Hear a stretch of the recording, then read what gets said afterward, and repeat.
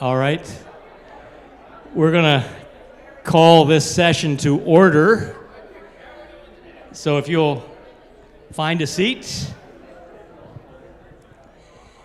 And I'm sure that many of you know Ken Kreider better than I do, although, like I said, he was one of my professors in college, so I got to know him a little bit.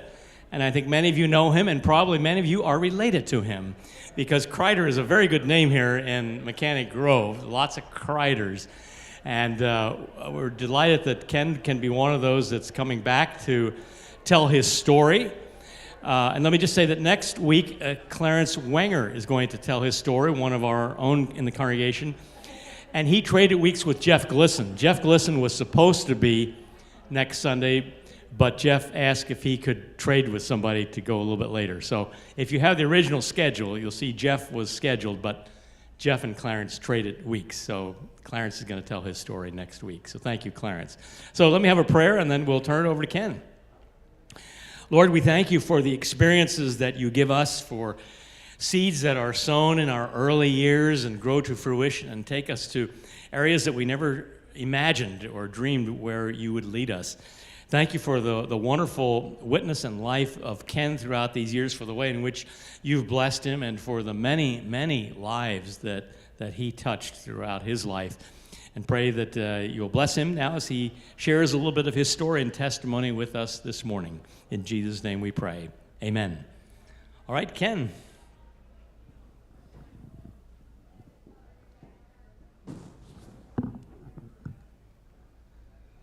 Thank you, Bob. I always enjoy coming back to the Grove.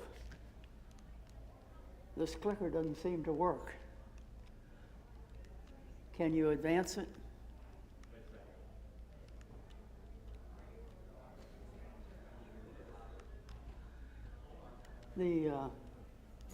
That works. Point that direction.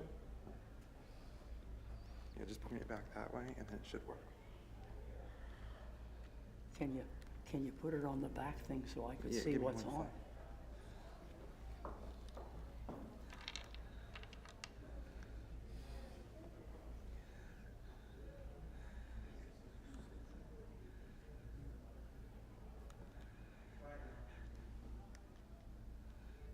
Our technology is marvelous today when it works.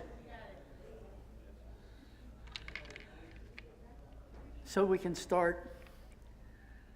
The assignment was a real trip down memory lane for me, how this church affected my life. We live in a changing world. My grandparents courted in a horse and buggy, and they were not Amish. They traveled like Cleopatra. Cleopatra, Queen of the Nile, like she traveled over 2,000 years ago when she was not on the Nile. Like my grandparents, Cleopatra traveled by looking at the rear end of a horse. Oh, her buggy was spiffed up a bit. They called it a chariot, but she was still looking at the rear end of a horse. But unlike Cleopatra, later in their lives, my grandparents traveled in a jet airplane to annual conference. They saw the advent of the railroad, the horseless carriage, the automobile, the airplane, and even jets. We could add electricity, indoor plumbing, telephone, computers, and countless other things that we take for granted. People just a generation or so ago did not have those things. For hundreds of years, there was virtually no change. In one generation, the life of my grandparents, things changed dramatically, and some people cannot handle it. We won't go into that. Shortly after my grandparents were married, my grandfather, Harry Kreider, and his father, Elam, traveled to southern Lancaster County. They returned and announced to their wives that they had just purchased 2 farms in the southern end and will be moving down there. My grandma, Emma, cried. She said she cried and cried and cried. The southern end, the wilderness, no paved roads. didn't know anybody down there. The women were not consulted. They were informed. And our families drove those small herd of cattle on foot from the farms down in Leola down to the southern end, like a cattle drive in the Wild West. They stayed overnight on a farm of a friend in Refton, and then moved from Refton down to Drew Moore Center to Grandpa's new farm, the one we later knew as Uncle Stanley's farm, and great-grandpa's farm. Elam bought the farm that we later knew as Uncle Clayt's farm, our cousin Jim's farm. It's sobering to realize that I knew my great-grandfather, who was born before Abraham Lincoln was president, and my great-grandmother sitting there in the middle of her family with her husband, my great-grandfather, and that's their entire family, all of them attendees and members of the Mechanic Grove Church of the Brethren. And notice that they are all dressed plain, as we call it, except the baby of the family, little Clayton, now no longer so little, but he was the rebel of the family. He was wearing a necktie. Please notice that.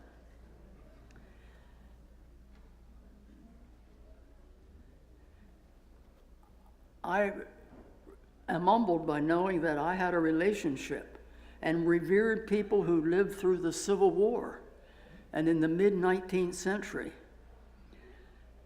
If my little 6-year-old, incidentally, there's the next generation. Notice this is Harry Kreider's family, all of whom, well, there's 2 there who were not members of Mechanic Grove, in-laws. But here are also former members of this church, the Mechanic Grove Church of the Brethren. And notice that this next generation, they're wearing neckties. We won't say, and the ladies are wearing prayer coverings. And did you notice on the first picture, no one had a necktie on except that rebel, Uncle Clayt. But in the next generation, the men are wearing neckties, and here I come with the next generation and no necktie. Things change. If my little 6-year-old granddaughter, if my 6-year-old great-granddaughter and her brother and her cousin live as long as I have been privileged to live, they will spend their senior years in the 22nd century. That's quite a span. It's humbling to me to think about the fact that I knew people, my relatives. I had a relationship with those who lived before and during the Civil War, and also with relatives who will probably live into the 22nd century. Just before my family moved to the southern end, late years of the 19th century, the Reverend George Bucher heard that there was no congregation of the German Baptist Brethren south of Lancaster. So he sold his farm in Lebanon County, picked up his family, and moved by horse and wagon to a farm near Mechanic Grove, just south of Corryville in Lancaster County. Talk about sacrifice, evangelism, doing the work of the Lord. He organized a new congregation, and my grandparents and my great-grandparents and their families became a part of this new congregation, Mechanic Grove German Baptist Brethren. Then in 1908, the denomination changed its name to the Church of the Brethren. Now, one of Pastor Bucher's sons, Rufus, also became a minister, eventually pastor of this congregation. Rufus's Aunt Mary married Ian H. Beam, a prominent Brethren preacher and evangelist, and the first president of Elizabethtown College. I well remember Brother Beam preaching at Mechanic Grove, pacing across the pulpit, red hair flying. An impressive preacher. It was only many years later that I marvel at the fact that plain Brethren people in the backwoods of rural Virginia in the 19th century would name their baby Isaac Newton Harvey Beam. INH, as he was called, and his wife, Mary Booker, named their only son, William McKinley Beam, also a non-brother name, but a man who became an outstanding missionary in India, seminary professor, denominational leader.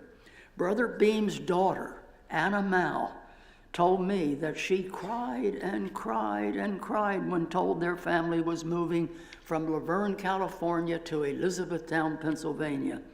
She cried because her daddy told her very definitely she was not allowed to take her frilly pink petticoats along because those conservative brethren in the East would never tolerate that kind of dressing by a pastor or a president's daughter. Well, back to Mechanic Grove. Rufus's second Aunt Mary, daughter of Father George's second wife, married Ferris Habecker, whose farm adjoined his father's, George's farm, and his own farm, which was adjoining the church property here at Mechanic Grove. I well remember PM and Aunt Mary, as we called them, Stewart pioneers of this church. And until I had to prepare this message that I'm giving now, I had no idea that PM and Aunt Mary were related to Rufus. The first Mechanic Grove church was built in 1898 at a cost of $1,836.53. $1,800 and change to build that church. All women entered by the left door and sat on the side toward Route 222. Men went in their door and sat on the other side of the center aisle, like the old order German Baptist brethren still do today, and I enjoy going and participating in their worship services. But the men go in one door, the women go in another door and stay on their side of the church. 6 years before I was born, in 1928, the church building was remodeled to become the church which I knew. All went in by the same door, and seating was mixed except at Love Feast. Then the ladies also sat on the side toward Route 222, and the men sat on the other side. But male deacons would give out the bread and the grape juice to the female deacons during the Love Feast. This is the inside of the church in which I grew up. This is the occasion of Rufus Booker's 50th anniversary of his ministry, of being in the ministry. Notice everybody is plainly dressed. In 1951. Mechanic Grove Church means a lot to me. The church of my family, my heritage, and the very first service in this new church was our wedding. On Sunday morning, August the 30th, 1959, my wife Carol turned 21 years old, and we attended worship service in the old church that morning. And then we and the rest of the congregation went down the steps, a few steps forward and to the left, and we participated in the ribbon cutting of the door of the new church. We could not wait for people to clear out so that our wedding could proceed at 2:30 for the first use of the first worship service that occurred in the new church in 1959. It was then followed by the use of the kitchen and the fellowship hall for the reception. This is what the front of that church looked like as it was brand new in 1959, and toward the rear of the church. Incidentally, my grandmother Neff is wishing Carol good luck with her new husband. Aunt Sadie and her crew had a delicious meal prepared. Uncle Leon had been chair of the building committee. He and his committee worked furiously to have the church prepared for that first service on August the 30th, 1959. And now we are sitting in the fourth building called the Mechanic Grove Church of the Brethren. George Bucher's grandson, Rufus Bucher's son, Caleb officiated at my parents' wedding. He also married Carol and me here in the Mechanic Grove Church of the Brethren. Incidentally, he did a good job. That marriage has lasted 62.9 years so far. I well remember my first love feast. The church was packed. Balcony was filled with relatives who were not church members and neighboring friends who just came to observe the religious service. It was an inspiring and spiritual experience. If any members went to church only once or twice a year, they went to Love Feast. I have described this 3-day Love Feast in my autobiography, which is in your church library, or at least I hope it's in the church library. I donated to church some years ago. But anyway, the description of our multi-day Love Feast is in that book. Once a year, we had a 2-week revival service. The visiting evangelist and pastor would visit each home during those 2 weeks. It was a real sacrifice of farm work left undone during those long summer evenings when our entire family went to church every evening during those 2 weeks. The deacons also tried to visit every home at once during the year. All of these revival services at one of these revival services in 1944, I decided to join church, or as the evangelist worded it, committed my life to Jesus. It's not a proud thought in later life to realize that the decision was not based so much on love of Jesus or decision to dedicate my life to living as Christ would have us live it, as it was because of fear of going to hell. Yes, we heard many fire and brimstone sermons in those days. But even though the decision may have been primarily for self-interest or self-preservation, it did set the stage for later maturation and development into which I hope is a Christian life. At the conclusion of 2 weeks of revival services, those who accepted Jesus as Lord and Savior were baptized in William Bucher's pond. He and his wife Mabel Bucher were now owners of his father George's farm.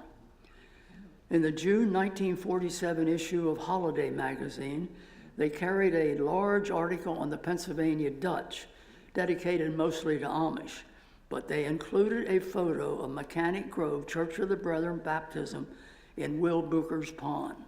My parents can be seen in the upper left-hand corner. My mother is whispering something to Daddy at that time. Rufus is doing the baptism, and Lester Schreiber is assisting in conducting the baptism. I think the girl being baptized is Anita Fry. In Sunday school, we received red and blue tickets for Bible verses memorized. We smart aleck boys were quick to irreverently spout out, "Jesus wept," before someone else beat us to that gym. We thought that we were really neat when we were allowed to sit in the back of the church with our friends during worship service instead of sitting with our parents. I'm afraid that maybe sometimes we missed a few aspects of the sermon. Life centered around the church. Many of our neighbors were Scotch-Irish Presbyterians. One of our elderly neighbors was Tommy Ankrum, who told me that his father severely chastised him one Sunday morning on the way to church down at Chestnut Level. It seems that he had suddenly burst out whistling some tune.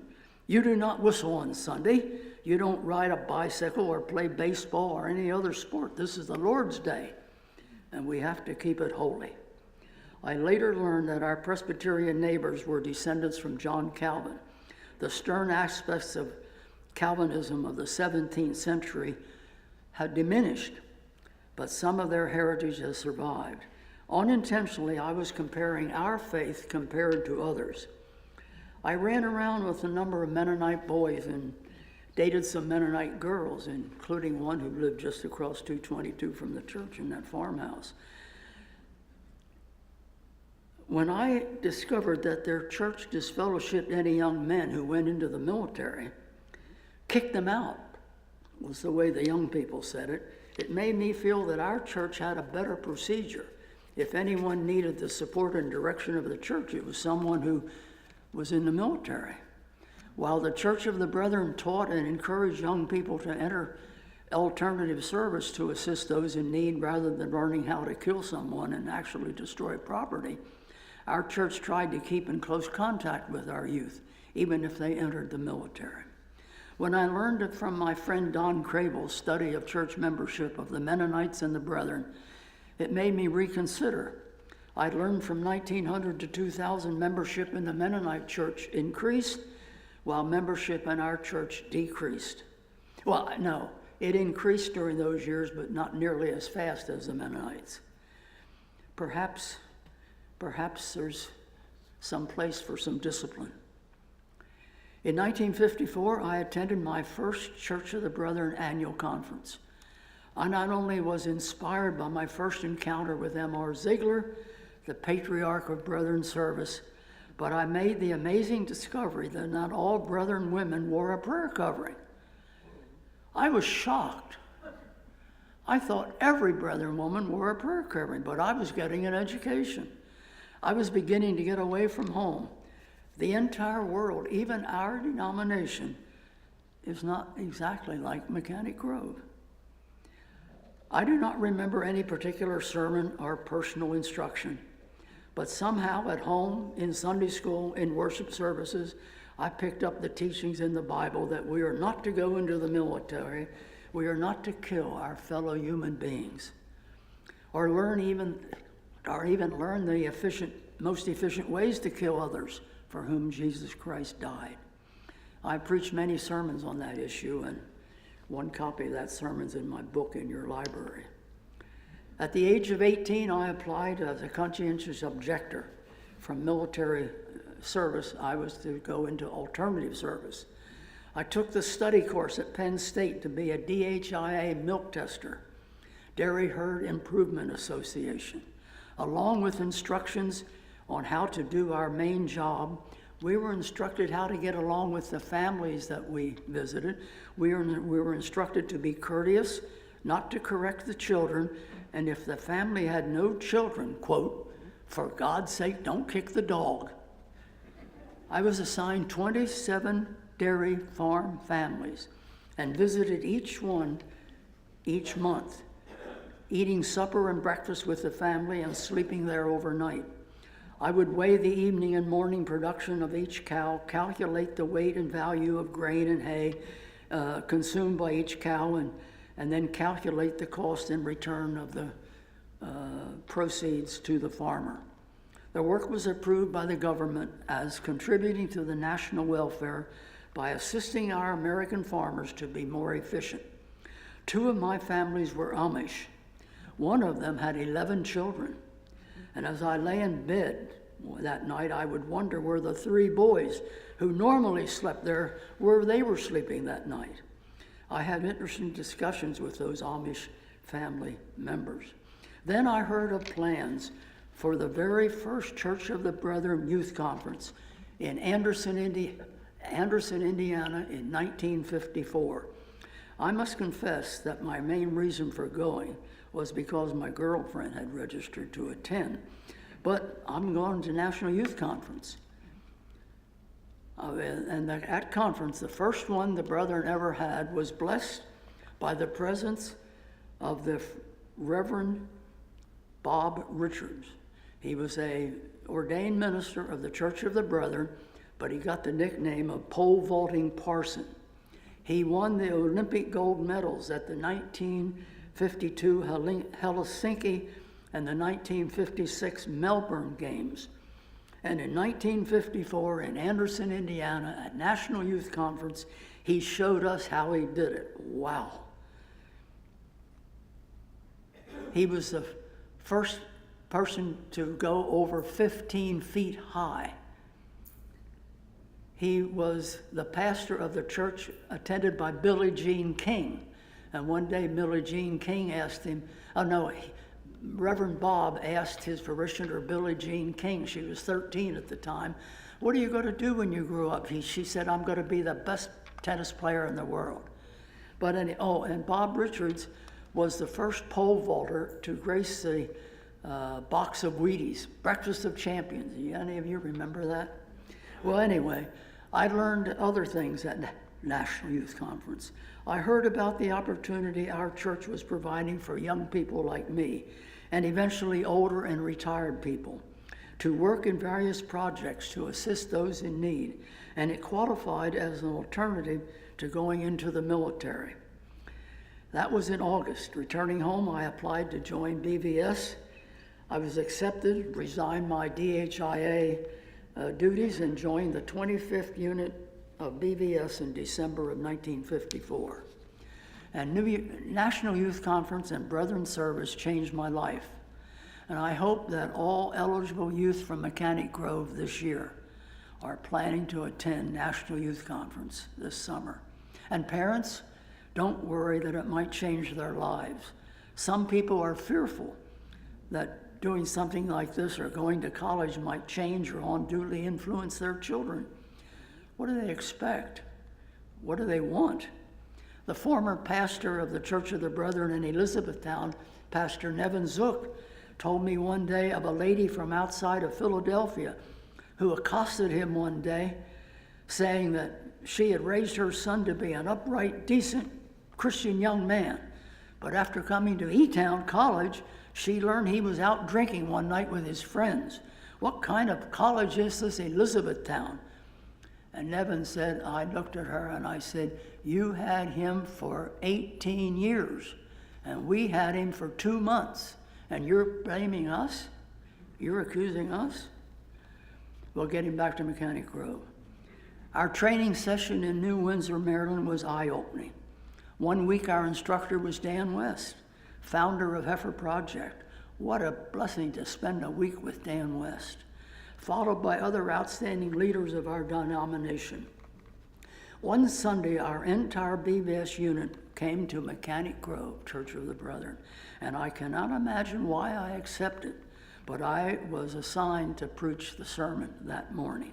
Oh, how I wish I had a copy of that sermon. But after the service, the 39-member BVS unit went to our home farm and enjoyed my mother's usual fabulous roast beef dinner. And my friends from Iowa and Indiana and California thought they had never had a better dinner than that. I was so proud of my mother that day. Toward the end of our BVS training unit, we were to list 3 projects or locations where we would like to be assigned. I listed Europe, the Brethren Farm in Falfurus, Texas, and California. I was assigned to be a guinea pig for medical research at the National Institutes of Health in Bethesda, Maryland. And I was later transferred to the Metabolic Research Unit of the University of Michigan Hospital in Ann Arbor, Michigan. One needed to be flexible in BVS. En route to annual conference in Grand Rapids, Michigan in 1957, Ora Houston, director of placement for BVS, stopped in to visit me in the lab in Ann Arbor. After some chit-chat, he suddenly asked, would you like to go to Europe? I stuttered. I said I had arranged to finalize my BVS service by going to work for John Eberly down in New Windsor Service Center in New Windsor, and suddenly I woke up and said, of course I want to go to Europe. I had tried my best to be assigned to Europe, but had accepted the fact that it was not going to be. And then suddenly, after I had accepted my denial, had been given up any chance of going to Europe, it happened. The expression, let up and let God, became real to me. Or informed the hospital that he was removing me from there, and my very interesting project was brought to a close. I had been on a strict diet, the same thing. I ate the same thing every day for months. I drank water that was only distilled water. I could not drink tap water because it had minerals in that would affect the contents of my blood. A complete collection of human waste, day and night.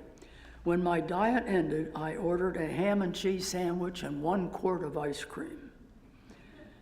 On the way home, I stopped at a restroom, but stopped short as I approached the urinal. Oh, okay, I can go use the urinal. I'm no longer tied to that bottle. I could continue for hours about my work as a guinea pig in Heifer Project in Germany, my trip to the Holy Land.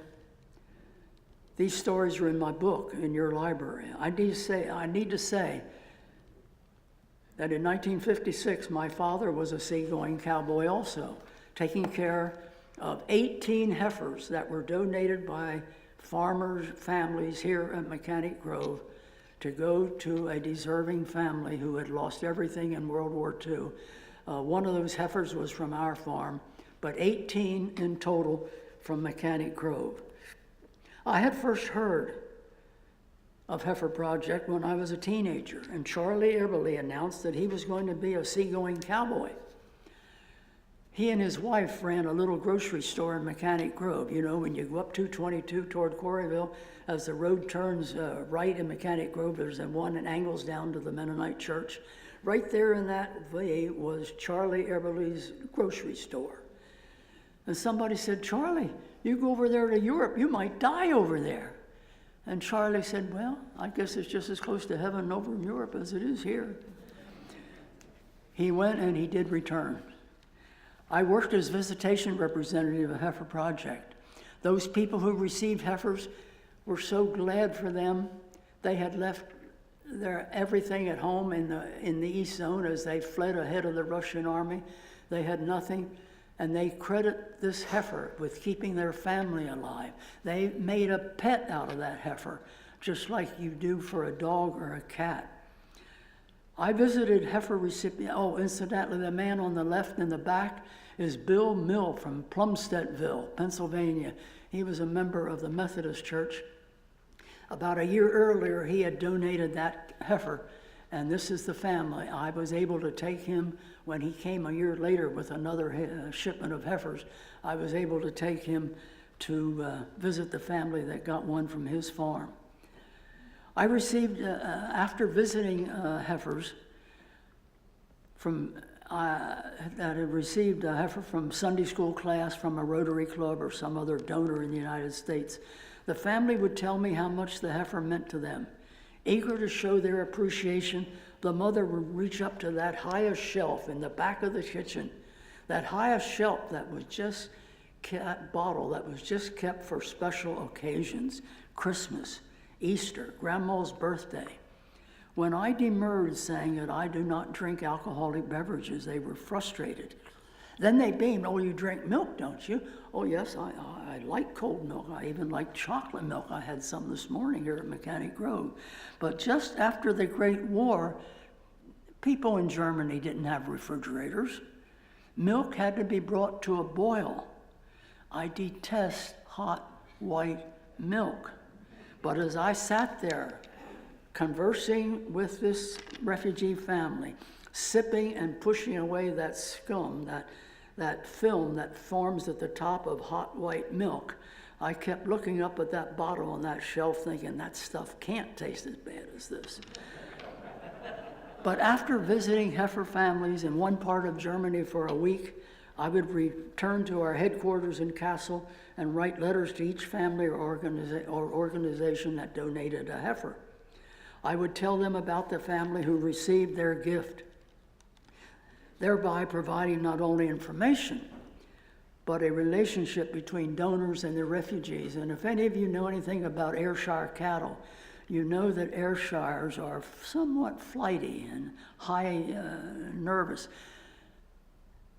Have you ever seen an Ayrshire or any other cow stand by itself untied anywhere and allow itself to be milked? They made a pet out of her. We had learned at Mechanic Grove that we had a responsibility to care for our bodies, not to defile them with alcohol or tobacco. Every summer we had a 2-week vacation Bible school. Daddy sacrificed every morning for 2 weeks that we boys were not helping him on the farm. Oh, how Mechanic Grove influenced my life. Every summer we had that Sunday school picnic at Long's Park in Lancaster. That was the big event of the summer. We looked forward to finishing the day in the pool at adjoining Brookside Pool. But Jim and Janet did not attend. Jim and Janet Kreider did not attend. They stayed home. If they picked 100 baskets of tomatoes that day, they would make $10. We were impressed that they would sacrifice going to the picnic at Long's Park to stay home and pick tomatoes. That was a lot of money in those days. Does that sound like Jim Kreider? You people know? Our father never purchased a Sunday paper. We always got a paper during the week, but never on Sunday. He would not purchase gasoline on Sunday or mow the lawn. He, of course, would not go to a restaurant on Sunday. Oh, incidentally, that picture is another heifer recipient family. She's doing her wash. It's brought to a boil in the tub. The heifer stand is in the stall behind me, the manure pile on the left, and the entrance to her home on the right. We were not Presbyterians, but we did have some standards which we thought were important as Christians. Although we cleaned out the gutter behind the cows every weekday morning, we also did it Saturday evening, so we would not have to do it on Sunday. We fed the animals, we milked the cows, we tried to be humane, but only that which was absolutely necessary. But it was not absolute, you will say.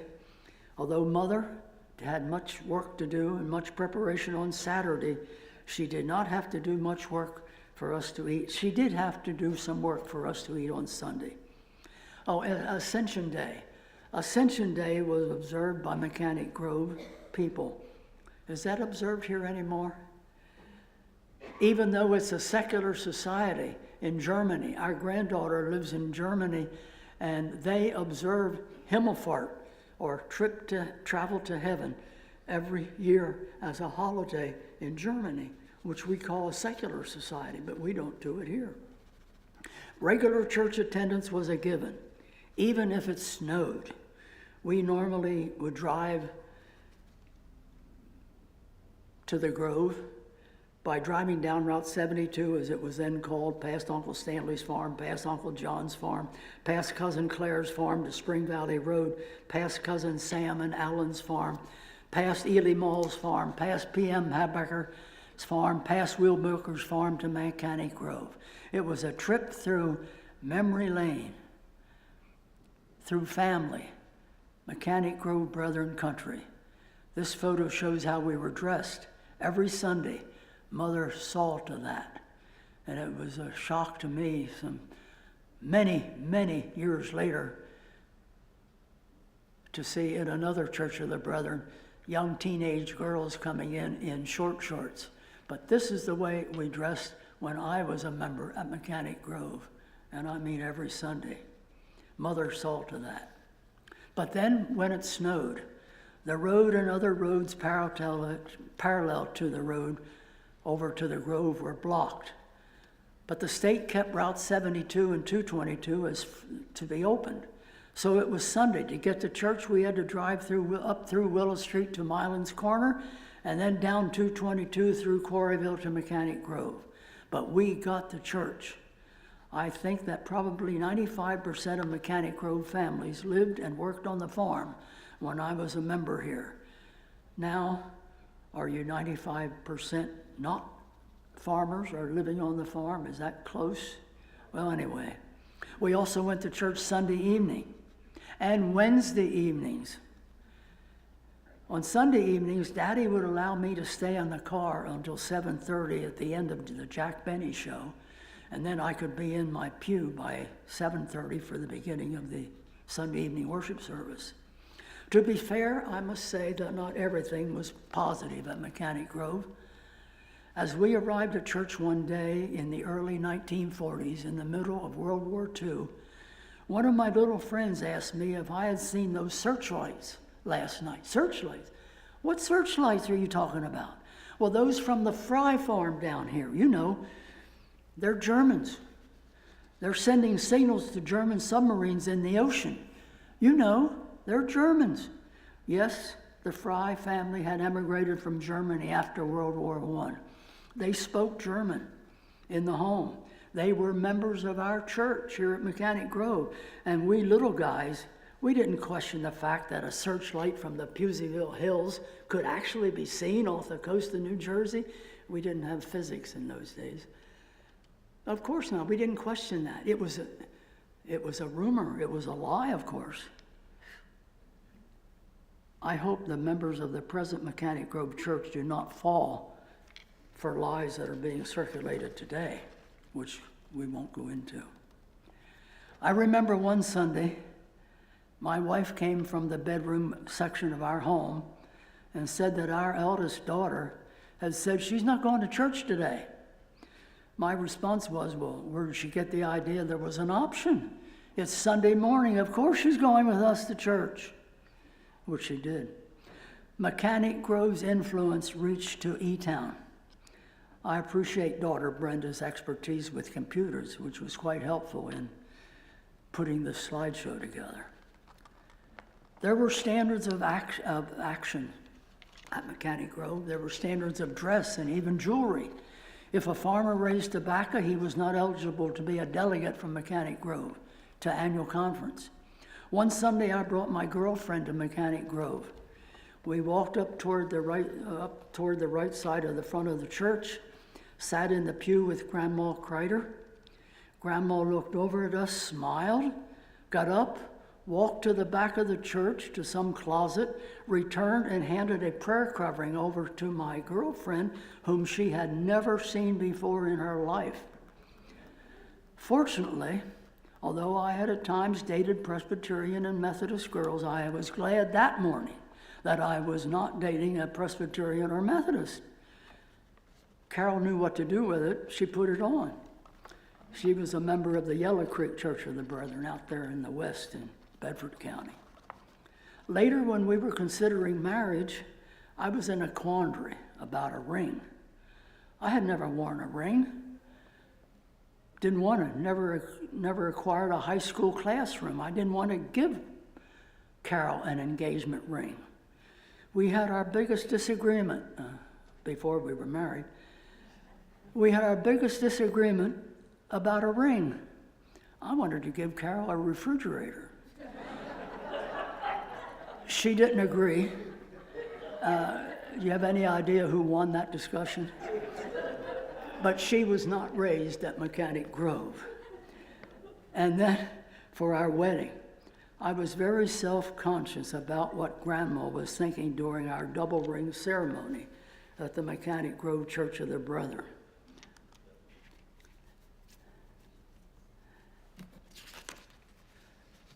I really only saw my Grandpa Kreider wearing a necktie one time, and I'll bet it was the only time he ever wore a necktie. It was the wedding of his daughter. It's amazing what a little girl can get her daddy to do. I wonder what Grandma was thinking and what she may have said to Grandpa, because she always, of course, wore a dress that went to her ankles.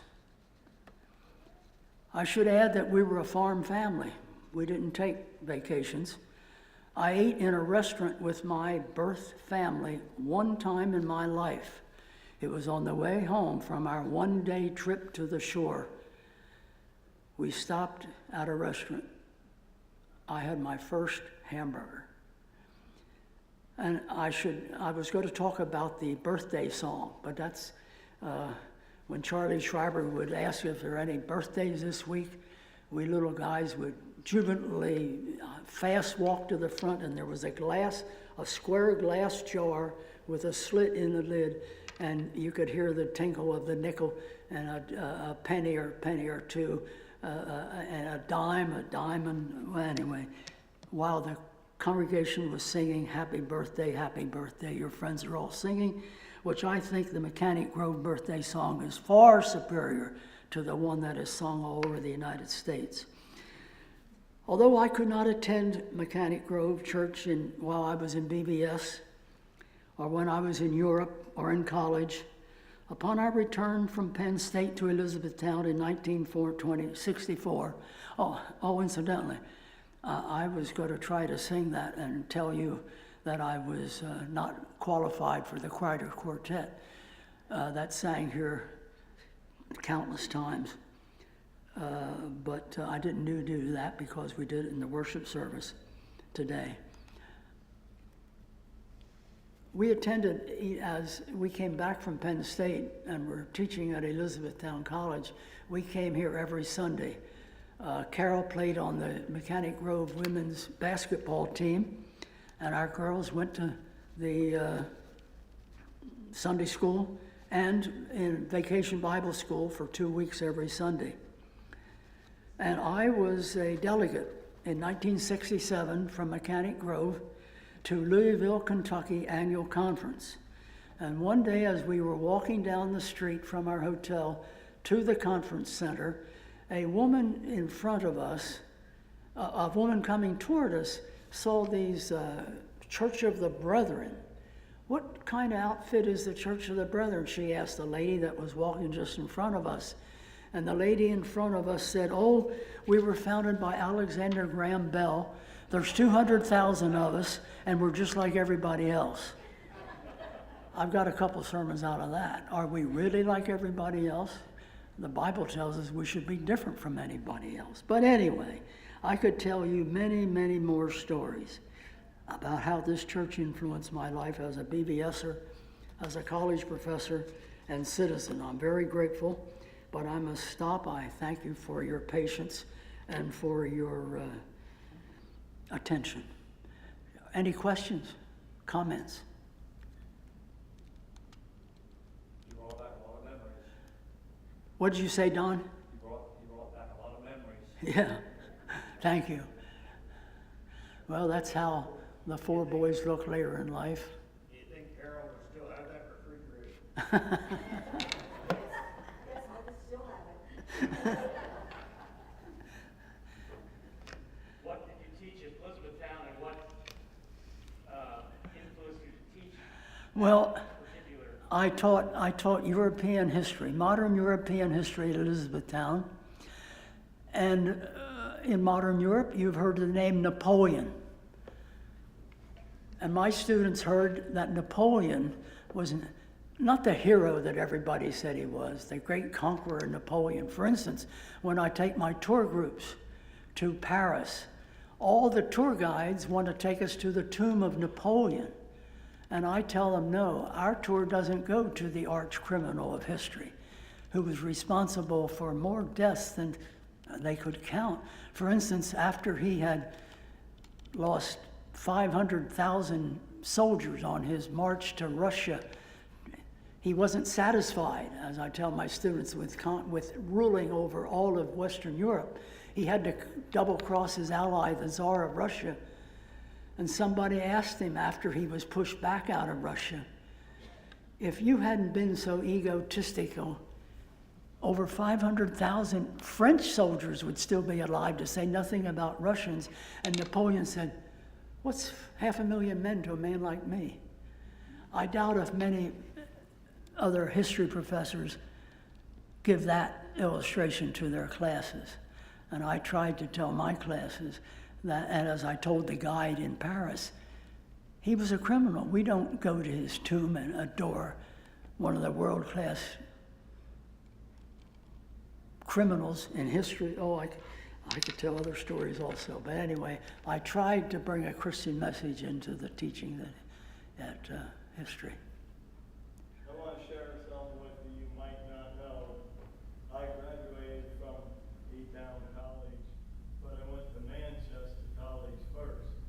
And at Manchester, I met Daddy Reaver, who was a very good friend of IMHB. And he would tell me he bicycled every county seat in Indiana. And he was a little short man too. And I would talk a lot about IMHB because he came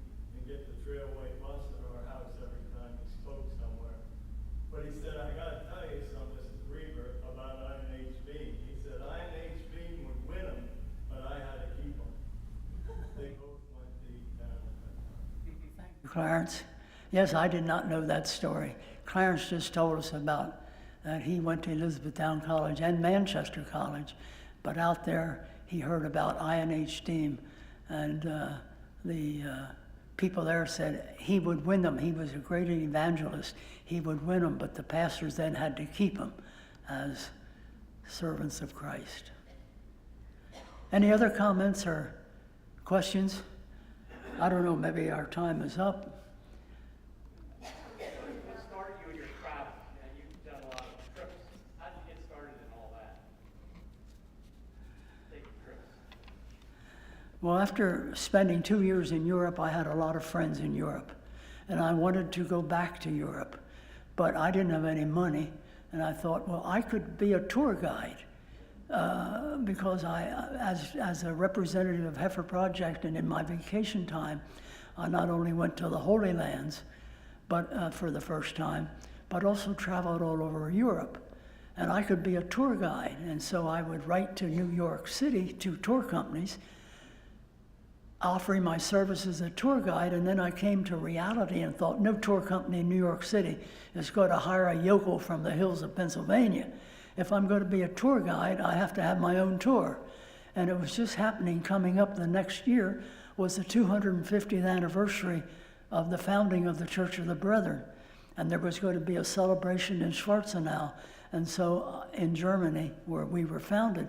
And so I and my friend advertised a tour group that we would visit Europe and go to the celebration of the founding of the Church of the Brethren. And incredibly enough, we got 76 people to go on that first tour. And with that, I learned that you can learn a lot as you travel.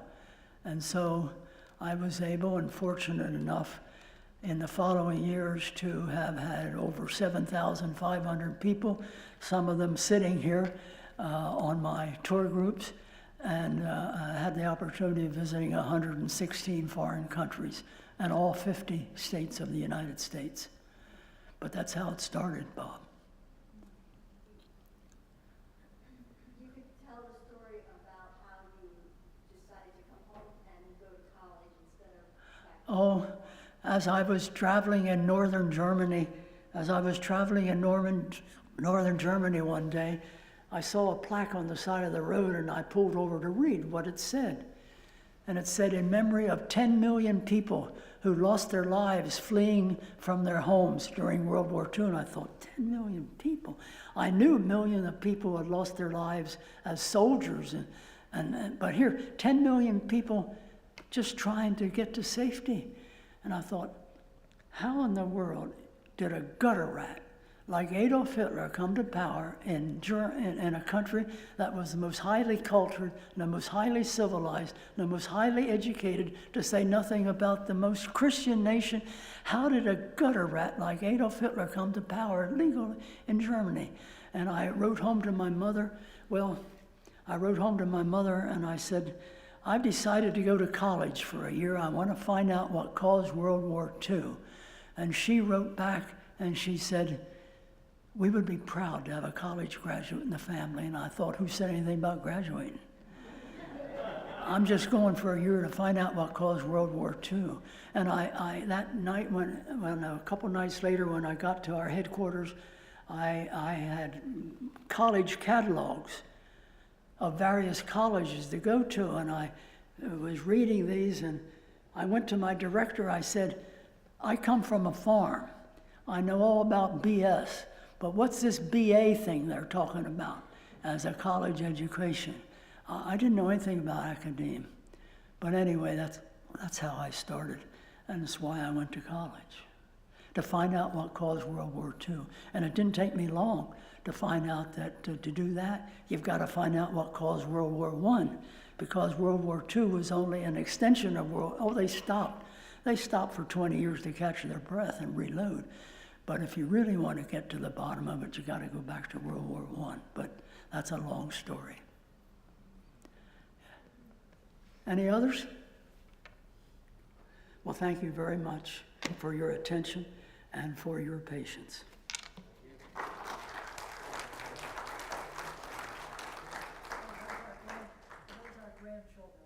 show you our grandchildren.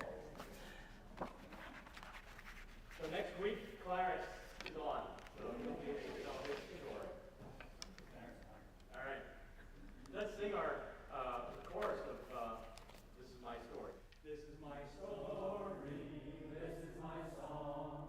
Praising my Savior all day long.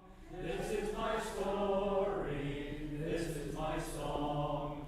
Praising my Savior all the day long. Right? Thank you, Ken.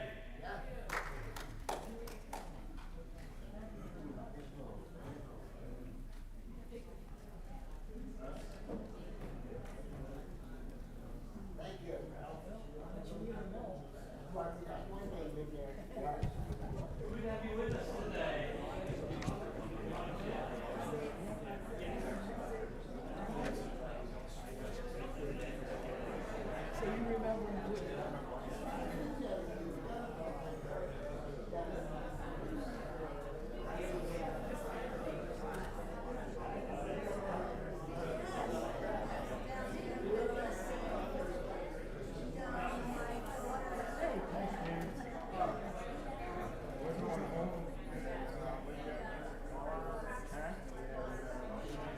You're headed to Bedford County, out west.